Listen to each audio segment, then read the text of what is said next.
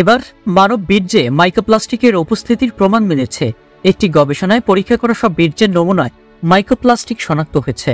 সম্প্রতি দ্য গার্ডিয়ানের এক প্রতিবেদনে এমন চাঞ্চল্যকর তথ্য উঠে এসেছে। গবেষকরা বলছেন, মানব বীর্যে মাইক্রোপ্লাস্টিকের উপস্থিতি শনাক্ত হওয়ায় প্রজননের উপরে প্রভাব নিয়ে গবেষণা করতে হবে এবং এটা গবেষণার জন্য জরুরি হয়ে পড়েছে। প্রতিবেদনে বলা হয়েছে, কয়েক দশক ধরেই পুরুষের শুক্রাণুর পরিমাণ কমে যাচ্ছে, যা 40% স্পার্ম কাউন্ট কমার ব্যাখ্যা পাওয়া যায়নি। রাসায়নিক দূষণ এটির কারণ হতে পারে বলেও অনেকেই গবেষণায় ইঙ্গিত দিচ্ছেন। বীর্যের নমুনা নিয়ে পরীক্ষা করা হয়েছে। ইতালিতে আরেক গবেষণায় 10 জন পুরুষের থেকে নমুনা নেওয়া হয়। এরই মধ্যে 6টি নমুনা মাইক্রোপ্লাস্টিকের উপস্থিতি শনাক্ত হয়েছে। এছাড়া চীনের উপর এক গবেষণায় 25 জনের নমুনা সংগ্রহ করা হয়।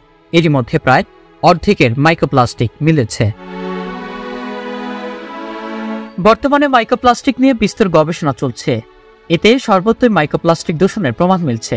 গত মে মাসে চালানো এক পরীক্ষায় 23টি পুরুষ অন্ডকোষের নমুনায় এ পরীক্ষা চালানো হয়। এতে সবকটিতে এ ক্ষতির কণার উপস্থিতি শনাক্ত হচ্ছে।